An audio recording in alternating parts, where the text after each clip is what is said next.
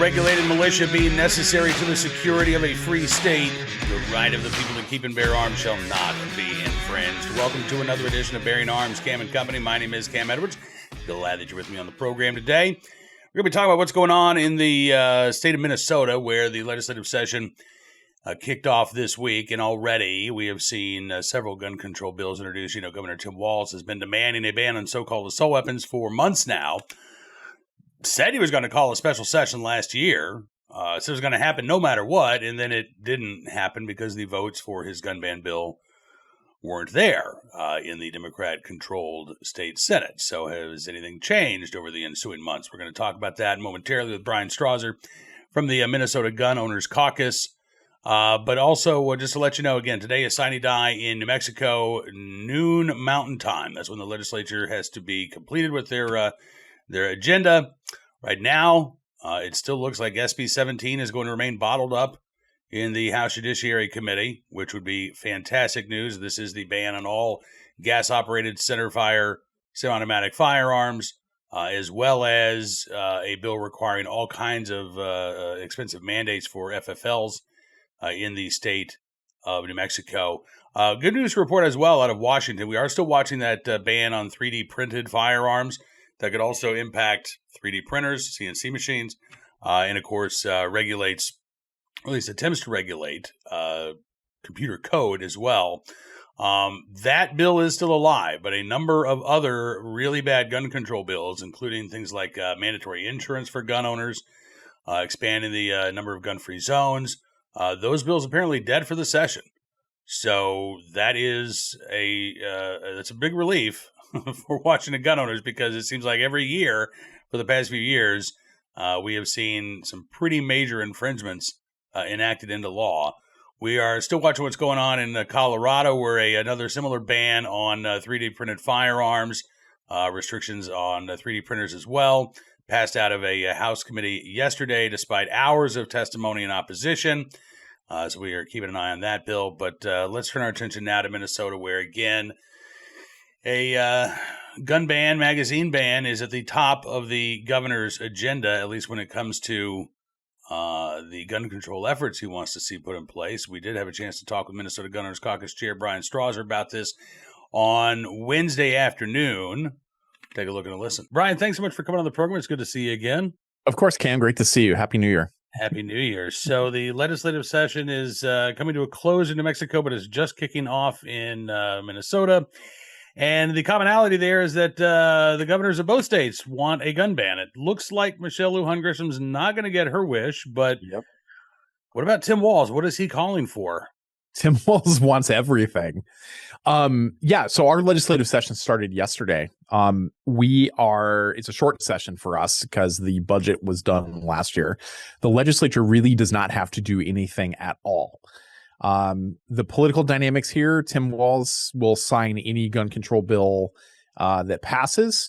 In the Senate, we have the DFL has a 1-majority vote. The DFL is the Democrats, called a little differently here. They have a 1-seat majority, but we don't believe they have unanimity in their caucus about gun control. The House is tied 67-67, and the Republicans hold the Speaker's gavel under a power sharing agreement they negotiated last year. So the action will be in the Senate. The Senate can, if they have unanimity, can pass and debate whatever they want and throw it over to the House and then yell at the House for not doing anything because nothing is going to happen in the House. But the dynamics are, of course, we can't lose a single vote in the House. We have to keep the pro-gun Republicans together. The Democrats are a lost cause in the House. They're all progressive liberals. They all want gun control. So that's what we're up against in terms of the political dynamic.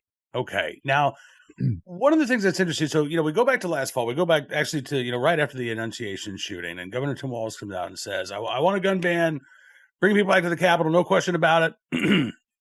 Well, he doesn't because, as you say, it looked like the votes weren't there. We never even saw specific legislation rolled out, right? We just knew Tim Walz wanted a gun ban. Yep.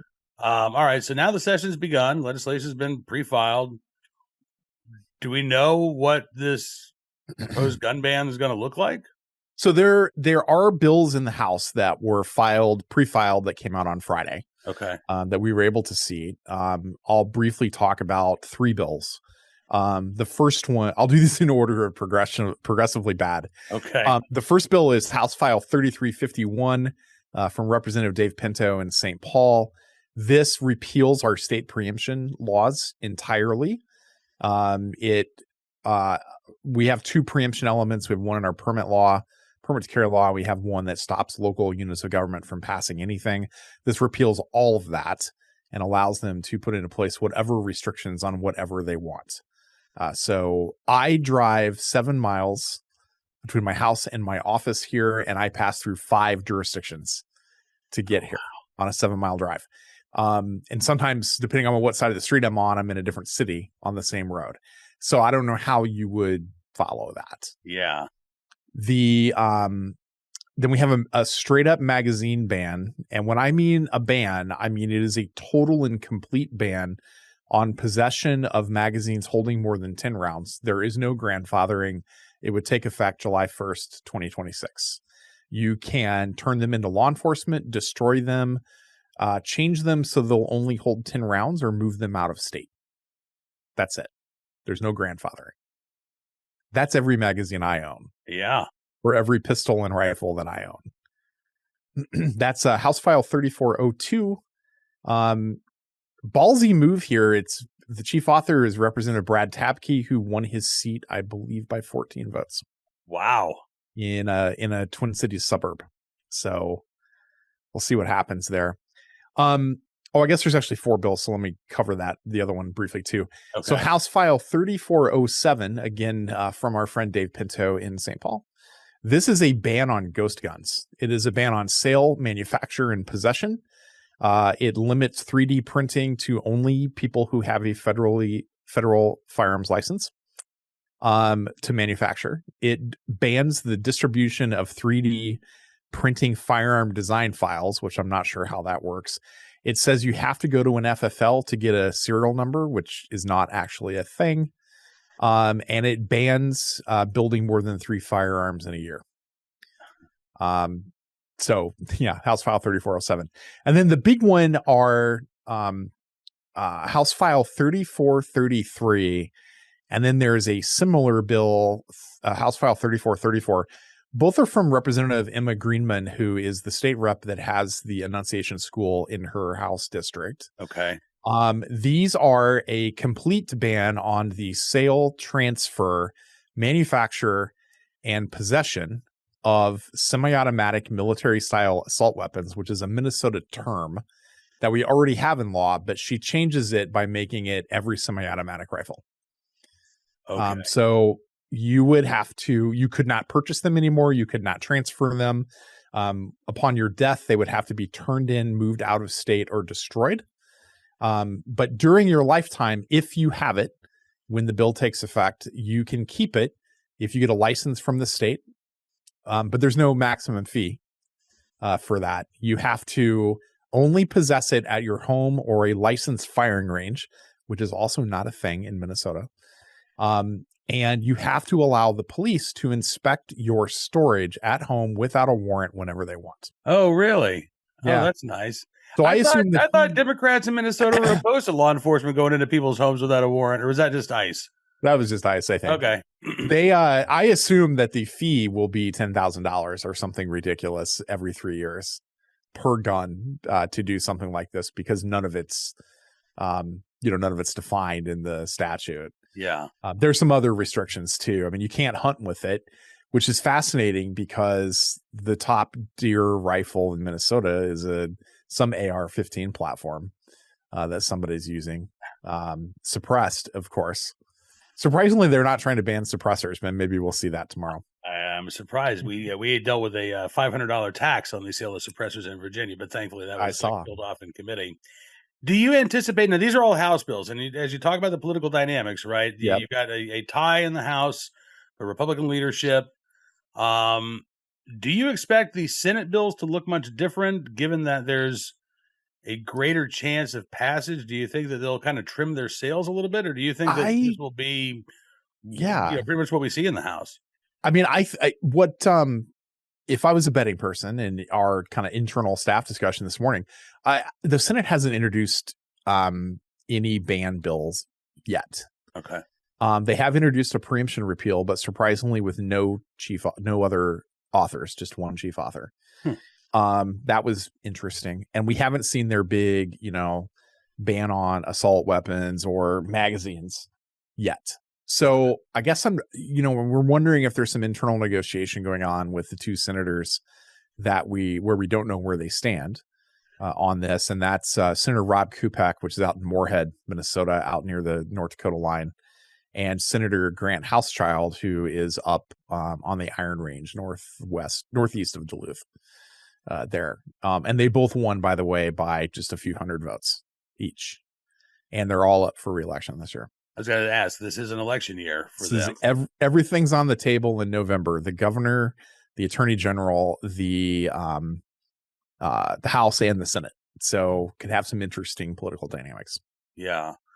And again, I appreciate you kind of laying all this out for us. And I mean, honestly, even with the Republicans in the House sort of serving as a backstop, those numbers are so slim. Like I say, you can't afford to lose a single one, right? So I don't think Minnesota gun owners should be complacent or confident at all this year. No, we need to push and push hard as we continue to work through the session and see, where the chips may lay. I think the Democrats' first priority right now, they have a slew of bills related to immigration and, what has gone on here with Operation Metro Surge. That's their first priority. That's where they're starting with hearings in the Senate and the impacts of that. The House will do the same later this week. And we have a rotating gavel system with committees. So when the Democrats hold the gavel, they can call whatever bills they want on that day. It doesn't mean they're going to pass, but they get their moment, with their bill. So right now their focus is on immigration and kind of recent events here. But we think guns will be next in the Senate. So maybe in the next couple of weeks, we'll see. Okay.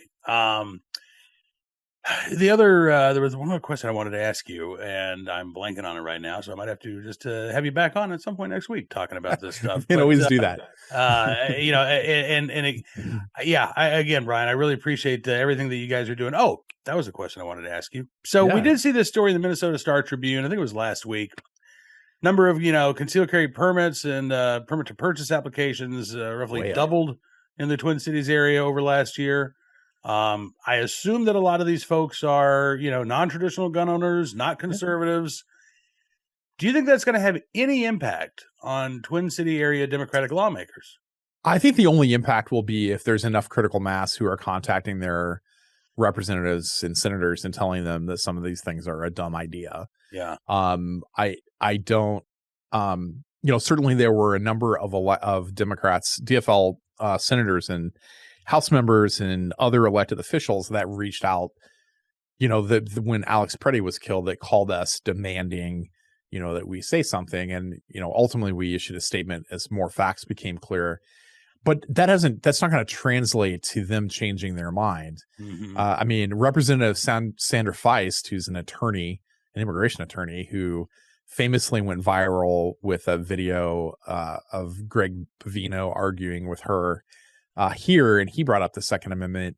Like she's one of the people that called us that morning that Preddy was killed, and she signed on to all of these gun bills. So, don't come at me with that hypocrisy. Right. I just don't understand how they square that circle with arguing about Alex Preddy, which was a tragedy. And there's a Second Amendment aspect to that and a First Amendment aspect to that. And then coming back and saying, well, we should ban all of these guns. She signed on to a bill that would have made Alex Preddy a felon for carrying that firearm because it has a magazine that holds more than 10 rounds. Yeah. But she's going to call us and yell at us about the Second Amendment. Come on. Right. Yeah. Well, as you say, I don't even think they're trying to attempt to square that circle. No, they're not. Trying to score political points. But, that again, not every gun owner is a Second Amendment advocate, unfortunately. If they were, your job would be a heck of a lot easier. Exactly. And so I am hopeful, although I don't know how optimistic I am, but I'm hopeful that these new gun owners aren't just going to remain gun owners. They're going to get politically active. They're going to call the Democrat state senator. They're going to call their DFL representative and say, hey, you know what? I voted for you last time around. I'm a proud liberal. I'm a proud progressive, but I don't want you taking away my ability to protect myself. And if that happens in large enough numbers, then who knows? Maybe we will see some shift, but I think you're right. I don't think it happens. I don't think Democrats reach that conclusion on their own. No. Yeah. No, not at all. All right, Bryan, if folks want more information, if they want to stay up to date on what's going on in the legislature, if they want to become members of the Minnesota Gun Owners Caucus, what's the best way to find you guys? Go to our website at gunowners.mn. If you want to know what bills are moving, which right now are nothing, gunowners.mn/2026 will get you all the scoop, links out to our bill tracker, links you out to our action center. Think of that as your home that we keep updated 24/7 on what's going on. But right now, we just started. Bills were just introduced.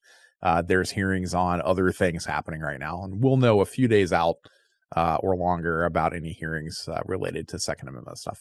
All right, Bryan Strawser, thank you as always for being a part of the program. And thanks for having me again soon. All right. Thanks, Cam. My thanks to Bryan for joining us on the program.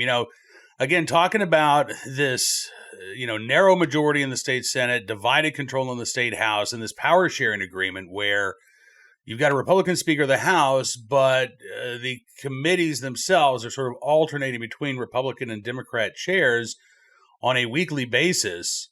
Rob Dorr from the Minnesota Gun Owners Caucus talked about something that happened yesterday. This would have been right around the time that we were talking with Bryan Strawser in the Public Safety Committee. Representative Walter Hudson, a Republican, brought forward a bill that would increase penalties for repeat violent offenders using firearms. This is basically a 3 strikes and you're out approach. Democrats, though, tried to delete the entirety of Representative Hudson's bill and replace it with language banning so-called assault weapons. Now, as the Minnesota Gun Owners Caucus pointed out, the chair, Representative Paul Novotny, shut down that maneuver. Novotny's a Republican, and this week, it was a Republican chair for the Public Safety Committee. Next Tuesday, though, it's going to be a Democrat running the Public Safety Committee, Representative Kelly Mahler. So the Gun Owners Caucus says, based on today's attempted sneak attack, and again, this happened yesterday afternoon, expect a ban of so-called assault weapons, magazine capacity limits, ban of 3D printed firearms, criminalizing gun code, mandatory storage mandates. The caucus said they tested the waters today, and next week they may bring the full package. Representative Walter Hudson said that report is accurate. He said, we presented a bill to provide meaningful punishment to serial offenders who use guns in the commission of a crime. And the Democrat response was effectively, no, we're not interested in that. We want to disarm everybody else. So please, if you're a Minnesota gun owner, again, don't think that this divided legislature is necessarily going to save you. Democrats, think about what we've seen and just talked about this week in the Virgin Islands, the games that are being played to silence gun owners, right? Canceling meetings 5 minutes before they're supposed to begin. I've got a story at Bearing Arms today about a Democrat lawmaker in Oregon who's facing basically an ethics complaint for allegedly bullying one of his Democratic colleagues into switching her vote on a gun bill. She had originally voted no. He hauled her out into the hallway, apparently yelled at her for 20 minutes. She's close to in tears, according to some eyewitnesses. And they go back into the committee hearing, and then they redo the vote, and she's acting a little confused. Like, I don't know. And she finally falls in line and swaps her vote out from no to yes.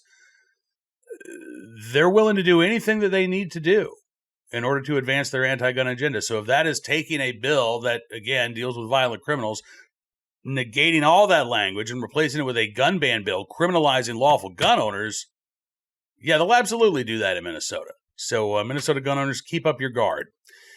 All right, let's turn our attention now to today's Armed Citizen story, our good deed of the day, and our recidivist report from California. Shattered forever, the headline, family distraught over 8-year plea deal to a individual who well known to law enforcement.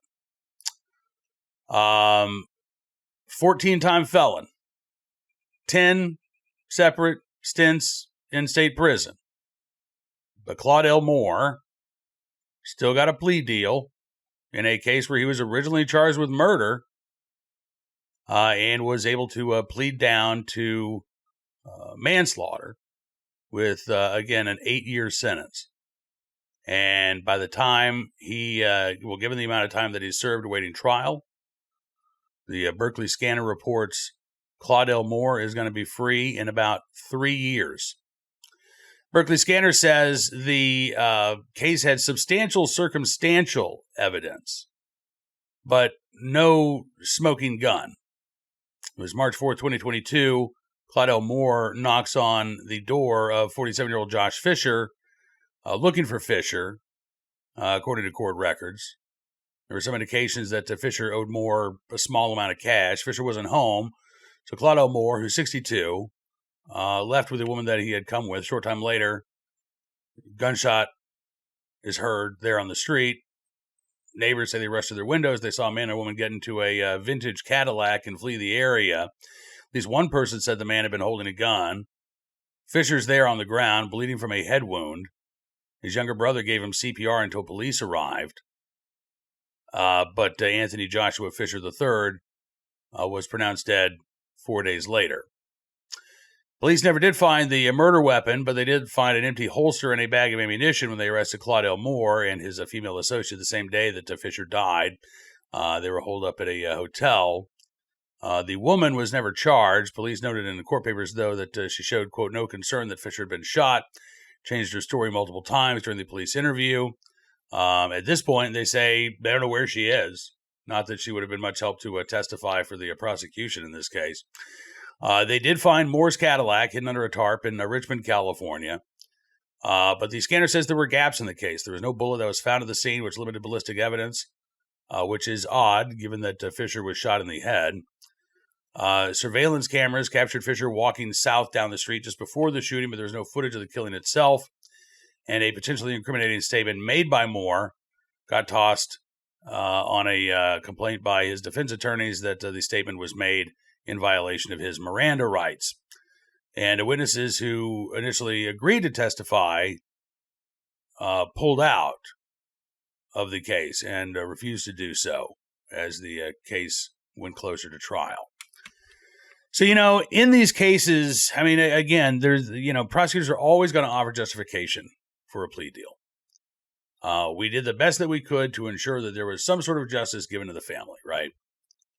And in this case, maybe there were enough problems with the case, given that witnesses were pulling out, given that there was no, apparently, ballistic evidence, there was no footage tying Claudel Moore directly to the shooting. If the witnesses had pulled out, but you had surveillance video showing Moore pulling the trigger, that's one thing, right?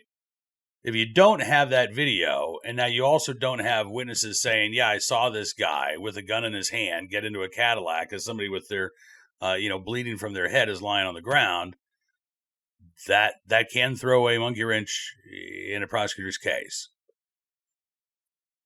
At the same time, though, this is just one crime in a very lengthy criminal history for Claudel Moore.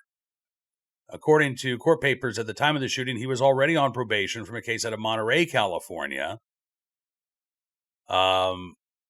He was first committed to the California Youth Authority at the age of 16 for petty theft. Probation officer wrote that was the beginning of a long criminal history, which includes convictions for robbery, escape from prison, battery, burglary. The probation officer wrote in this report he's faced numerous extended jail sentences, probation opportunities, prison sentences, and periods of parole and post-release community supervision, yet he continues to reoffend. The nature and severity of his current offense raise significant concerns about his ability to live lawfully and to avoid victimizing others in the future. But despite that, the probation officer ultimately said he supported the plea deal, writing that, quote, it is hoped that this sentence will deter the defendant from engaging in further criminal behavior. Well, we'll see, I guess, in 3 years when Claudel Moore gets out of prison, if it's not before then. Given his lengthy criminal history, I have to say I am not particularly confident of that, although he'll be, 65 when he gets out of prison this time around? Typically, statistically speaking, the amount of violent crimes that are committed by individuals 65 and older, pretty small, but it's not unheard of. And if you're dealing with somebody who's basically his entire adult life is, wrapped up in the revolving door of justice, then I don't think anybody should be shocked if Claude Elmore appears in court or in cuffs after he's released from prison 3 years from now. On to today's armed citizen story from Corpus Christi, Texas. Don't have a lot of information about this one. No charges filed in fatal Secretariat shooting. We're not talking about the racehorse, by the way. We're talking about a shooting near the intersection of Secretariat Drive and Martin Street in Corpus Christi. This was earlier this week. Police Department investigating that shooting. Corpus Christi Police Department Public Information Officer Madeline Commons told Channel 3 News that the male victim of the shooting passed away at a local hospital, saying that the shooting occurred as a result of a, quote, business dealing. Commons said it was determined that a disturbance occurred over services rendered and a weapon was produced. Police were able to get to the scene pretty quickly. They detained several individuals, including the individual who pulled the trigger, took everybody down to the police station to conduct interviews. But the latest update from the Corpus Christi police is that the individuals who were detained have since been released and no arrests have been made. So that would indicate again that whatever took place, the shots were fired in self-defense. Now, all this information will be presented to a grand jury there in Corpus Christi. So we'll keep our eyes out for any more information. But at this point, again, despite the lack of details, it does look like this was like police are considering this anyway, a justified use of force. And finally today, our good deed of the day, in the right place at the right time, willing and able to do the right thing. A man in Chicago who helped save a baby girl in a stroller who ended up in Lake Michigan. They call Chicago the Windy City, and a gust of wind apparently took that stroller, ripped it out of mom's hands, or maybe mom didn't have her hands on the stroller. But anyway, the stroller and the little girl ended up in Belmont Harbor on Chicago's north side. Chicago police said the stroller fell in the water about 3 o'clock Wednesday afternoon. Multiple witnesses on the scene quickly reacted. Apparently there were multiple good Samaritans. One individual, Leo Cundiff, though, says he doesn't know how to swim, but he knew he only had seconds to act when that stroller blew away from the mom and into the lake. Cundiff said her kid could have been gone. So he ended up getting into the water. He said, I could tell that the mom was too panicked to do anything. So it's like, I guess I'm jumping in. He said, I wasn't going to let that baby die. That's crazy.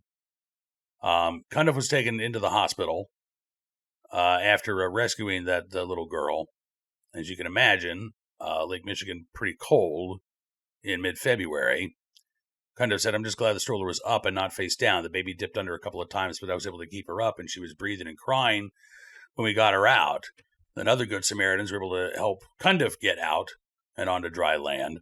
The little girl taken to the hospital for observation, initially listed in good condition. Cundiff was in the hospital for heart monitoring.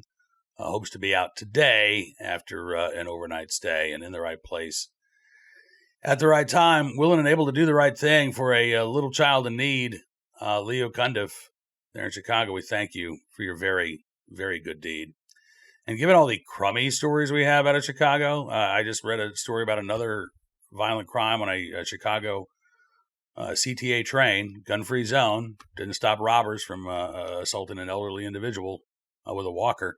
So yeah, given the amount of crummy stories that we see from Chicago, I'm glad that we could really report on a good Samaritan like Leo Cundiff. All right, that is going to do it for this edition of Bearing Arms Cam & Company. And I do want to thank you, as always, for being a part of the program. It means a lot to me. This will be the last show until Monday, but be sure to check out BearingArms.com today, Friday, throughout the weekend. We are keeping you up to date on all of the latest Second Amendment news and information from across the nation, and it is a very busy time in state capitals across the country right now. But I got to tell you, I'm keeping my fingers crossed we get a decision out of the Third Circuit today on New Jersey's ban on so-called assaultments of large capacity magazines, because the Supreme Court going to be considering a number of hardware ban cases in conference tomorrow. And it'd be great to have a circuit court split, even at the last minute. So I'm not expecting that to happen, but like I said, I'm keeping my fingers crossed. Anyway, legislation, litigation, regulation, culture war issues. We got it all covered at BearingArms.com. If you like what you see, would also encourage you to become a VIP Gold, or VIP Platinum member. Use the promo code FIGHT and get 60% off your membership, and you'll be supporting the work we're doing at Bearing Arms. And I thank you for that support again. Have a great weekend. We'll see you back here on Monday. Until then, be well, be safe, and be free.